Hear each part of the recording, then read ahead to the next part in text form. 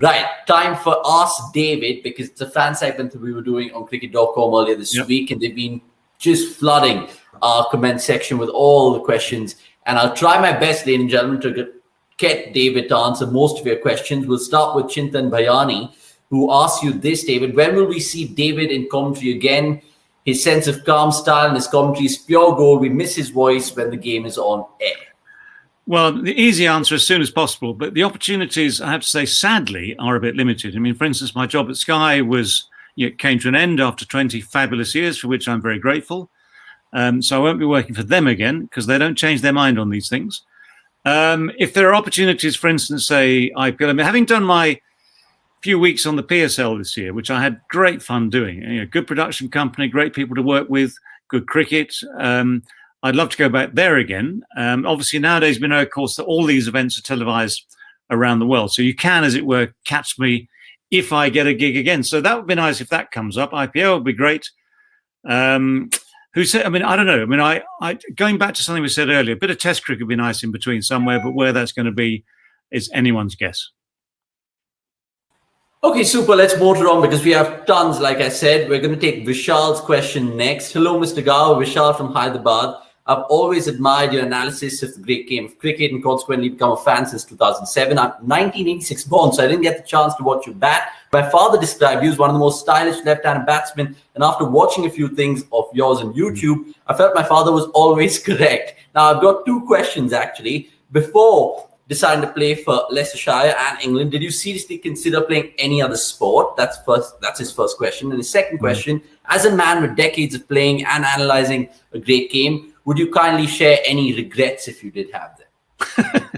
Yeah, I'll do the second one first. The regrets are always that, at some stage you could have done better. Okay. I mean, in a sense, it's not a genuine regret, but for instance, the Tiger Moth thing in Australia in 91 cost me a year and a half of Test cricket.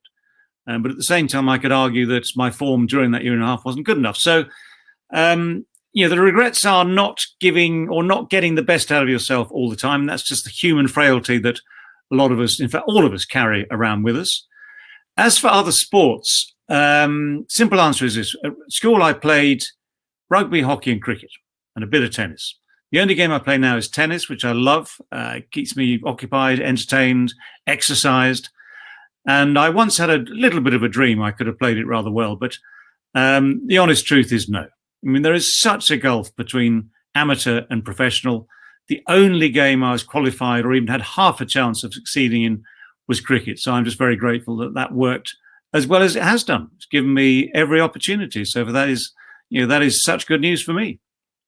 I mean, just the thought of you playing tennis, it would have just also been kind of gracious to watch. Who knows, that maybe in another lifetime. But having said that, Emma Raducanu last night was absolutely brilliant representing GB, but we can talk about that in due course. Vishal, thanks so much for the question. By the way, my name is Avinash and not Avinash, but we can take that banter on the chin, so to speak. Samyan Gupta has quite a few. Now, he's gone on to say, well, are you watching the CPL, David?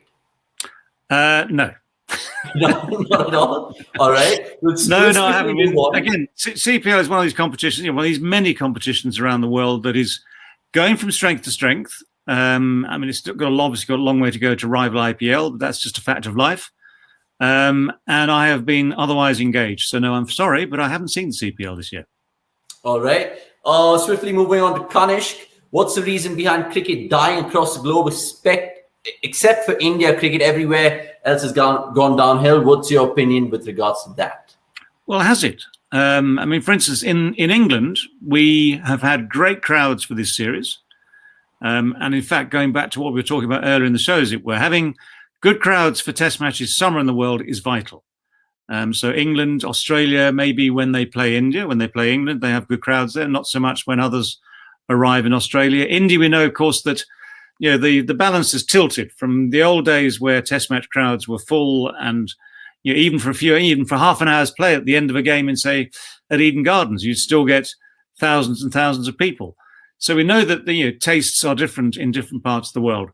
But I think the standard of the game overall is pretty good, is excellent. And I think the when you look around at the great players nowadays, they are and would be extraordinary players in any era. So I think there's a lot to enjoy. And I think, therefore, you have to sort of cast your eye around the world and just think about the number of really, really solidly good players that there are. 4 of the great batsmen of all time are there. Some fantastic bowlers. You've got the leg spinners operating, and that was a dying art until, Shane Warne came round and revived it. So I think there's a lot of good stuff going on. So I don't buy it that it's going downhill. Let's move on to Khalifa's question. He goes on to say, hi, David. My 3 favorite batsmen and 3 favorite bowlers are Vivian Richards, Zaheer Abbas, and Hashim Amla. And my 3 bowlers are Dennis Lilly, Imran Khan, and Shaheen Afridi. May I know who your favorite 3 bowlers and batsmen are? Crikey, 3 of each.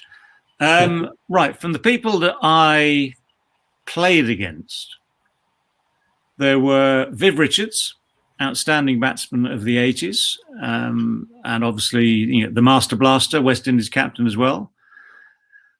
Who else is there from that? I mean, there's so many. That's the trouble, trying to narrow it down to 3. Viv,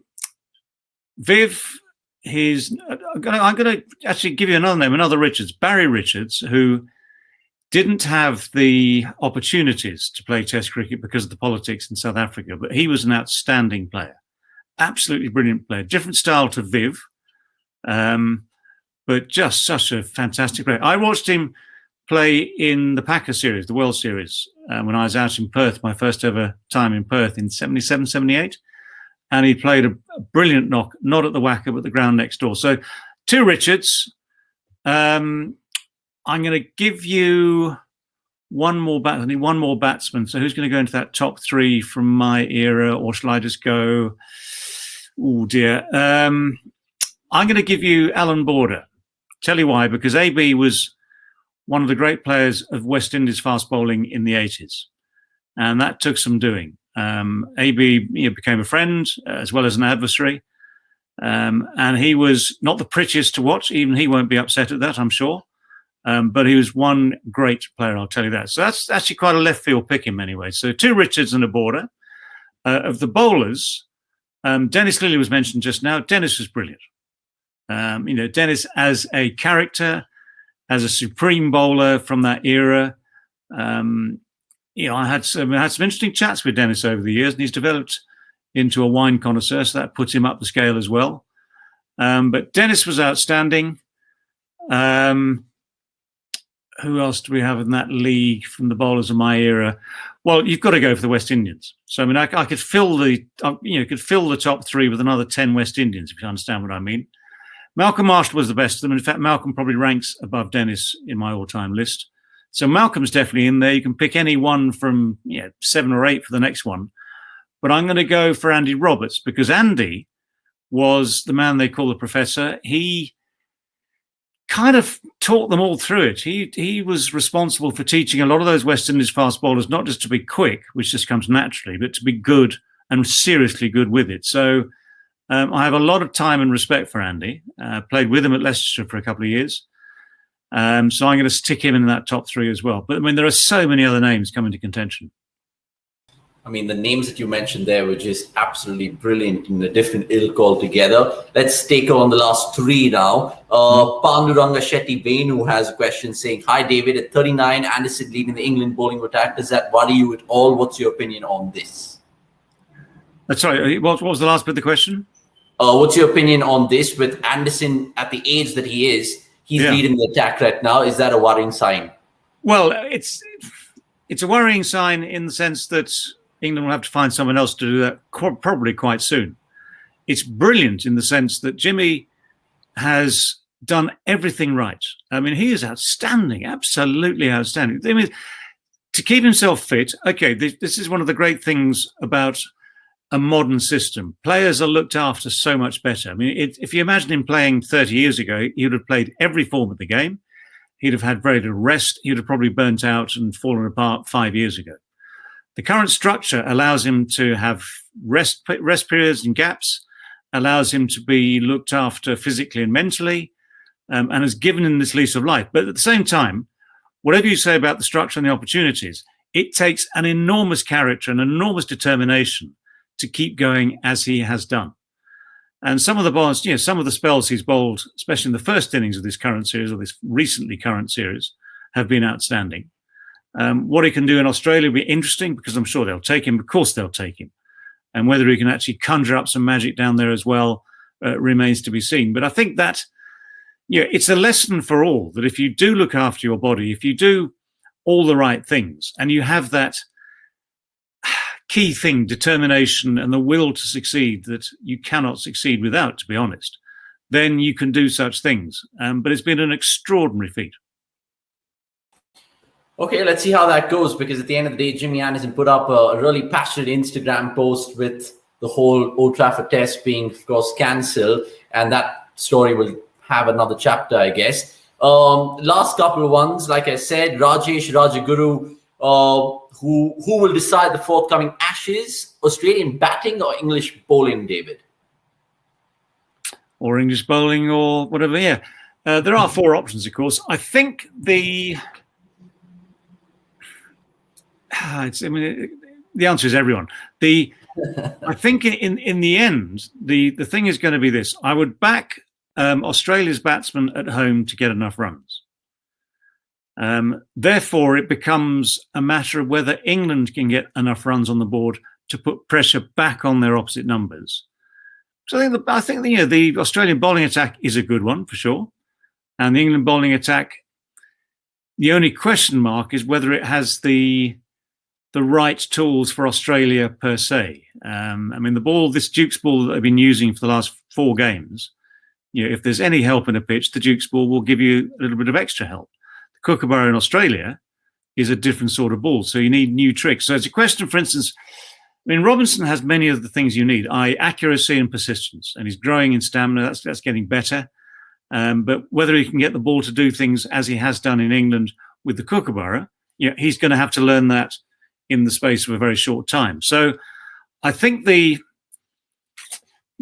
one of the key men is obviously going to be Joe Root. From England's point of view, Joe has to make those big runs again to lead from the front. He'd love to be able to emulate Andrew Strauss and win an Ashes series down under. And he will take heart from the fact that India did exactly that in very trying circumstances only a year ago. So, that proves it can be done. And that's always key when you're preparing for any such tour, any such adventure. You need to know in your heart, honestly, that it can be done, not that you're just saying it can be done. And there's a subtle difference there. So if you believe in yourself, believe these things can work, and luck goes your way, because that always helps, of course. We can say you make your own luck, but a bit of good fortune at the right time and things can change. Okay, that's great. Again, from you. Last one, and I promise you this, and this is slightly controversial, so tread carefully. Do you think the BCCI have too much control over world cricket? Is what Fake Odds and the Truth has a shout out to you. Yeah, well, the truth is BCCI does have preeminent power in the world of cricket. If you look at the way ICC operates, well, there have been numerous times where BCCI have flexed a bit of muscle. But this is what comes by being the powerhouse, or from being the powerhouse in the game, having the financial clout. And what I would like to see is maybe a greater effort from ICC to bring things together. Trouble with ICC, in a sense, is whatever you might think of that organisation, it is more of a club than a governing body, in a sense, because it's there to bring people together. Yes, it makes various, and it's going to have to decide, obviously, on the result of this final Test match at Old Trafford, or the final non-Test match at Old Trafford. So it does have a huge role to play, but it's been a club bringing people together to discuss matters, and if those matters are influenced by the bigger nations, well, then that's what ICC agrees to. So we do have a situation where, in all honesty, India is simply the strongest. They back this up. They've backed this up with performances on the field as well. So it's not just money, but money, of course, does talk, and that brings you influence, brings you power. But I think you just need to have an ability to allow even the smallest participants to have a say, and that's what ICC, at least on paper, does. I mean, you kind of answered that really well, given the fact that it is a touchy topic, especially back home here in India. But having said that, it's been fantastic unraveling some of the fans' questions with you. And we apologize to several other fans who had fantastic questions. Vasan Narain and Ritu Gupta, the names just go on. Pratik S, Naseem Reza. Just a shout out for all you guys to make you feel slightly special back home. But of course, the other fans had their questions answered. David, from my side and cricket.com, it's been an absolute pleasure getting you throughout the course of this English summer. Unfortunately, we didn't envisage the last test match the way it went about things, but your final word for us, for everything that has gone about with cricket.com, your association, take it away. Well, Avnish, first of all, thank you very much for your contribution. It's been fun to do this. It's been brilliant to do this and to have a new audience, or just to collate this audience from around India especially. I hope we can do something similar in the future. That'd be great fun to do and very interesting to do. But of course, what we all rely on is the interest from those that love the game, from the fans. So it's nice to be able to answer a few questions there at the end. As you say, there would have been many, many more we could have tried to answer as well. We could have been here for days.